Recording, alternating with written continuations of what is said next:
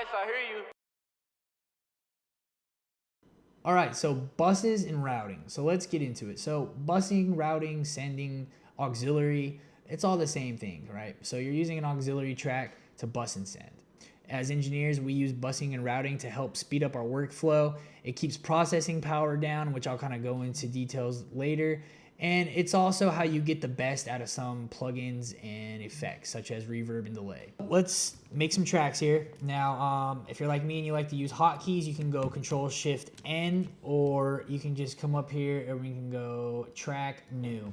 So I'm gonna make, let's say, 5 mono audio tracks, and I'm gonna create about 2 stereo auxiliary tracks. Now, mono versus stereo. So I like to use stereo auxiliary tracks. A lot of people say, rule of thumb, if you're using mono tracks, like microphone input tracks, you should also use mono auxiliaries, but I like to use stereo. So just a matter of personal preference. So we can see these tracks right here. These are, let's say, theoretically, they have some audio on them, right? We'll say these two have some main vocals. This one's got an ad, these two got an ad lib, and maybe this one has like some stacks. So I have all these tracks with audio on them. And let's say I want to put reverb on each one. Sure, I can go right here and we can go reverb, reverb, set our reverb. And you come over here, do the same thing, reverb, deverb.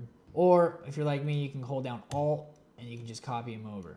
So you can do that, but you gotta understand that the more plugins you put on these audio tracks and audio channels, the more processing power you're gonna use. And using too much processing power can be a bad thing, because what happens is it can give you error messages while you're recording, or it could just make your program run a little slower. So how do we put reverb on all these tracks without putting them on the track? So that's where sends and busing and routing comes in. So we have our auxiliary tracks here. So the first thing we wanna do on our auxiliary and send track is we wanna come to our inserts and we wanna put our desired effect. So for me, I like to use auxiliaries with reverb, because to me, putting a reverb on directly on the track, it just gives it a whole different vibe. So it's okay to just come up to your reverb and just kind of crank it. You're gonna control how much reverb goes on each track. So I know you're thinking like, oh man, he put reverb on one track and what you're doing is gonna go to all these, but that's incorrect. And our second step is we're gonna use and activate this through our ins and outs. So you see right here where it says in IO, that's ins and outs.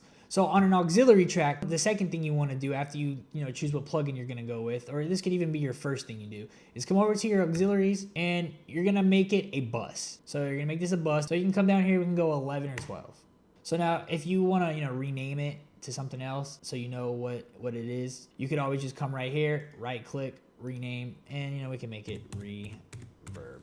That's fine, so we know. Now we have our reverb and we have these tracks. Now these are what the sends are for. So you see we have inserts to put plugins, but sends, that correlates with our auxiliary tracks. Next thing you want to do is you want to come down here to your sends. So now we're going to come to our sends, you're going to open up a send, and you're going to bus. And you can see right here that this is highlighted. And now the reason why this is highlighted is because this is an active auxiliary track. So most tracks that you have on here that you reissue as a bus are gonna be highlighted. So it kind of help you out. When you open a send, you're gonna get a little dialog box here, a little box with a slider. This slider controls how much of this reverb goes into this track. So what I like to do is, put it all the way at the bottom, turn it all the way down, and I like to copy them over. So, you can come over here, and you can go bus, reverb, or you can just hold down Alt, and you can just drag them over. Now each track has a send on it from an auxiliary, okay? So now with each one, you can control how much reverb goes into each track. And so with routing and auxiliary and busing, you can just do one plugin, or you can do a whole chain. And what a chain means is just an auxiliary with more than one plugin. So like for me, I like to keep my reverb and my delay on their own separate auxiliaries, but then my vocal chain, you could put a compressor, EQ, 3.7. We have more than one track, and you can put as many inserts as you want. So now I'm gonna pull up a couple vocals here. We're gonna experiment a little bit with busing and routing and the effects. Okay, so I have some tracks on our playlist and a beat, and we're gonna experiment with a little bit of the routing. So now this vocal, hey, I get lost inside your eyes. We can hear it's completely dry. So I want a little reverb on it. So what I'm gonna do is I'm gonna open this reverb and we're gonna play it and we're gonna turn it up. Like I said, I like to start in the 10 and 15 region, so we're just gonna put it under 10 and we're gonna hit play. Hey, I get lost And you can hear it. inside your eyes. It just goes on and on. I cannot be cold when I'm near you.